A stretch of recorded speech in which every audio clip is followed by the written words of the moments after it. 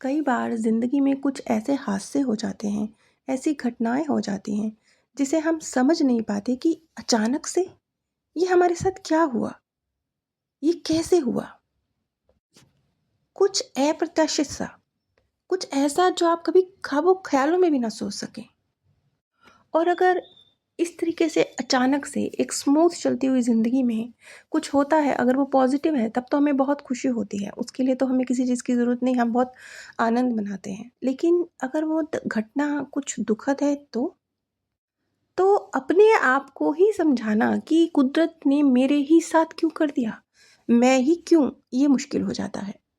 कई बार आपने देखा होगा कि किसी की लाइफ़ में कुछ ऐसा घट गया कि रातों-रात ज़िंदगी चेंज हो गई। इसी सिलसिले में मैं आज आप सभी के साथ करण जी का केस शेयर करने जा रही हूँ। करण जी जो लगभग 33 वर्षीय युवक हैं, वो अविवाहित हैं।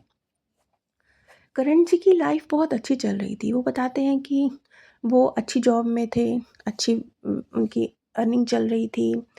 उन्हें बॉडी बिल्डिंग का, जिम जाने का बहुत शौक था, तो वो अपनी बॉडी की बहुत देखभाल किया करते थे। Regular exercise, regular jogging, regular gym जाना, पूरी तरह से वो अपनी लाइफ़ उनकी बहुत अच्छी चल रही थी। ख़ास तौर पर उन्हें अपने शरीर से बहुत प्रेम था। तो जिम तो उनके लिए ऐसे था जैसे एक मैं छोड़ नहीं सकता। जैसे हम ऑफ़िस जाते हैं, ये हमारी ड्यूटी का हिस्सा है, जिम उनके लिए छोड़ना नामुमकिन था। वो कहते हैं जिस दिन मैं जिम नहीं जाता था, मुझे ऐसा लगता था कि आज मैंने पता नहीं क्या खो दिया। आज का दिन तो मेरा व्यर्थ चला गया। और इसका रिज़ल्ट भी उन्हें प्राप्त हुआ। वो एक बहुत ही फ़िट एंड फ़ाइन व्यक्ति थे। शारीरिक रूप से बहुत तंदुरुस्त, एक आम व्यक्ति की तुलना में अधिक। उनकी जॉब भी काफ़ी अच्छी थी।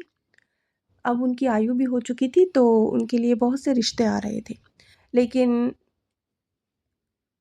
करण जी किसी रिश्ते को स्वीकार नहीं कर पा रहे थे। शायद उनकी डिमांड कुछ ज़्यादा थी। उन्हें लगता था कि नहीं, जैसे अगर मैं बहुत हैंडसम हूँ, अच्छा वेल अर्न कर रहा हूँ, तो कुछ लड़की भी मेरे स्टैंडर्ड की मिलनी चाहिए। तो उन्हें कोई लड़की पसंद ही नहीं आती थी। वो हमेशा हर लड़की में कुछ ना कुछ कमी निकाल कर रिश्तों को साइड में कर दिया करते थे। और उन्हें शादी की कोई जल्दबाज़ी भी नहीं थी। वो रिलैक्स थे कि हाँ ठीक है, कर लेंगे।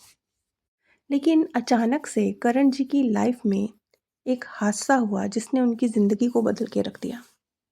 वो अपने दोस्तों के साथ मंसूरी घूमने के लिए जा रहे थे। रास्ते में उनकी कार का एक्सीडेंट हुआ और ये एक्सीडेंट इतना बड़ा था कि इसमें करण जी की दोनों टांगें चली गई और करण जी को व्हील चेयर पर बैठने की नौबत आ गई। अब आप समझ सकते हैं, एक व्यक्ति जो कितने बड़े-बड़े सपने सजा कर बैठा है, कितना वो अपने शरीर की केयर करता है, उसके लिए ये हादसा कितना हिला देने वाला होगा। और अक्सर मैंने देखा है, ये कुदरत ना हथौड़ा भी वहीं मारती है जहाँ सबसे ज़्यादा आपकी जान अटकी हुई होती है, जिस भी चीज़ में।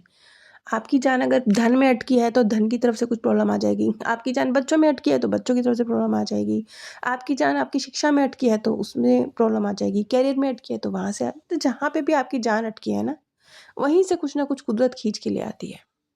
तो उनकी जान उनके शरीर में अटकी थी, करण जी, शरीर से उन्हें बड़ा प्रेम।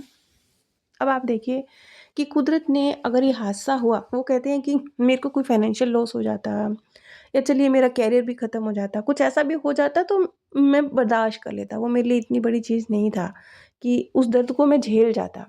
लेकिन ये दर्द कैसे झेलूँ? मेरा शरीर मेरे लिए बहुत कुछ था, सब कुछ था। बड़े-बड़े सपने सजाए थे मैंने कि मैं एक दिन बॉडी बिल्डिंग करूँगा और मैं ना यहाँ तक पहुँचूँगा, मैं ये करूँगा। अब जो करण जी के जीवन में ये इतना बड़ा हादसा हुआ, हमें सुनने में बहुत मामूली लग रहा है, लेकिन हम उनके दर्द को नहीं समझ सकते। उनके लिए ये बहुत ही असहनीय पीड़ा है। एक व्यक्ति जो बहुत एक्टिव है, अचानक से अगर उसे व्हीलचेयर की ज़रूरत पड़ने लगे, ये उसकी ज़िंदगी ख़त्म हो जाने जैसा है। अब मैं आप सभी के साथ कम शब्दों में करण जी के जीवन में ये सब कुछ जो घटित हुआ, वो क्यों घटित हुआ? किस रीज़न से हुआ? क्या सिखाने के लिए हुआ? ये शेयर करना चाहूँगी। करण जी के पीएलआर के 3 सेशन चले हैं, लंबे-लंबे सेशन चले हैं और बहुत टुकड़ों-टुकड़ों में जानकारी आई है। मैं आप सभी के साथ कम शब्दों में ये चीज़ शेयर करने जा रही हूँ। करण जी ने अपने आप को एक बहुत ही रिच फैमिली के, बहुत ही रिच, मालदार और बहुत पावरफुल फैमिली के बेटे के रूप में देखा। उन्होंने देखा कि वो बहुत एक खूबसूरत, अमीर और बहुत रिस्पेक्टेड फैमिली के बेटे हैं। वो इतनी बड़ी परिवार से ताल्लुक़ रखते हैं जहाँ उनके घरों में नौकर-चाकरों की लाइन लगी है। उनके घर में पुश्तैनी काम करने वाले एक नौकर का एक बेटा जो उन्हीं की आयु का है, वो उनका दोस्त भी है और उनके नौकर का बेटा भी है, लेकिन उसका स्थान नौकर के बेटे जैसा नहीं है। उनके पिता का स्थान भी नौकर जैसा नहीं है क्योंकि वो उनके पुश्तैनी नौकर हैं, पीढ़ियों से उनके घर में काम करते आए हैं। इसलिए वहाँ जो उनके हाउस हेल्प है, उनकी भी बहुत रिस्पेक्ट है। और उनके नौकर का जो बेटा है, जो कि उन्हीं की आयु का है, कहने को वो नौकर का पुत्र है, लेकिन वो उनके दोस्तों जैसा है। हर बात वो एक-दूसरे के साथ शेयर करते हैं। दिन-रात वो एक-दूसरे के साथ गुज़ारते हैं, खेलते हैं, खाते हैं, कुश्ती लड़ते हैं, अखाड़े जाते हैं। कहीं न कहीं करण जी के मन में अपने आप को सुपीरियर समझने का भाव है, जो कि स्वाभाविक है, क्योंकि उनके पिता ही हैं जो उनका मित्र कह लीजिए, उसका भी खर्चा उठा रहे हैं। और वो है तो उनके नौकर का पुत्र ही, चाहे उन्होंने उसे मित्र के बराबर दर्जा दिया है। लेकिन ये एक तरह से ये एहसान जैसा है कि मैंने तुझे मित्र बराबर दर्जा दिया। और वो युवक भी बहुत ही हष्ट-पुष्ट है, कुश्ती का महारथी है, बल्कि करण जी से बेहतर कुश्तीबाज है और करण जी से बेहतर शारीरिक संरचना है। अक्सर अखाड़े में गुरुजी के द्वारा उनके दोस्त की तारीफ़ की जाती है, करण जी की भी की जाती है, लेकिन उनकी कुछ कम। और करण जी को ये तुलना बर्दाश्त नहीं होती। उन्हें लगता है ये नहीं हो सकता, एक नौकर का पुत्र, वो कैसे? वो कैसे मेरी बराबरी कर सकता है? ये तो मेरा दिया खाता है ना, तो मुझसे ज़्यादा हष्ट-पुष्ट वो कैसे हो सकता है? इस तरह का एक भाव उनके मन में हमेशा रहता है, जिसे वो प्रदर्शित नहीं करते हैं क्योंकि उन्हें एक इस तरह का उनका व्यक्तित्व है जो ज़बान से बात बाहर नहीं निकालता, सब कुछ सँभाल-सँभाल के दिल में रखता है। वक़्त गुज़रने के साथ-साथ करण जी के मन में अपने उस नौकर के पुत्र जो कि उनका दोस्त है, इतनी गहरी नफ़रत घर कर चुकी है जो प्रदर्शित नहीं होती है। वो उसकी तारीफ़ बर्दाश्त नहीं कर पाते। लड़कियाँ जब उनकी बजाय उनके मित्र की तरफ देखती हैं क्योंकि उसका जो शरीर है इनसे कहीं ज़्यादा तंदुरुस्त है, तो ये बर्दाश्त नहीं कर पाते। अखाड़े में जब उनकी बजाय उनके मित्र की तारीफ़ हो जाती है, तो इन्हें सुनना गवारा नहीं होता। और इसी जलन और कुढ़न की वजह से करण जी ने अपने दोस्त के दोनों पैरों को जलवा दिया। अपने एक अन्य मित्र की सहायता से, एक एक्सीडेंट के रूप में उन्होंने इस घटना को अंजाम दिया और उनका जो मित्र था, वो दोनों पैरों से चलने के लिए लाचार हो गया। ये जो घटनाक्रम करण जी के द्वारा अंजाम दिया गया, इसके बाद उस युवक के द्वारा शायद उस युवक को कभी ये पता ही नहीं चला कि जो कुछ भी ये एक्सीडेंट उसके साथ हुआ है, ये उसी के मित्र द्वारा करवाया गया है। वो उन्हें पहले की तरह ही मान-सम्मान देता रहा और उसके मन में कुछ भी कोई दुर्भावना अपने मित्र के लिए, करण जी के लिए नहीं रही। उसे जीवन पर्यंत ये पता भी नहीं चला कि कुछ ऐसा करण जी के द्वारा हुआ। लेकिन आपको क्या लगता है कि कोई आपको देख नहीं रहा? आपको किसी जानने वाले ने देखा नहीं तो बस बात खत्म, किसी को पता नहीं चला? कुदरत को तो सब पता चलता है ना? वही कार्मिक अकाउंट आज इस रूप में करण जी के सामने खुला। अब बेशक ये कार्मिक अकाउंट खुला, लेकिन यहाँ पर भी 2 चीज़ें हैं। पहला, वो युवक आज इनके जीवन में नहीं है। उसकी अलग यात्रा रही होगी।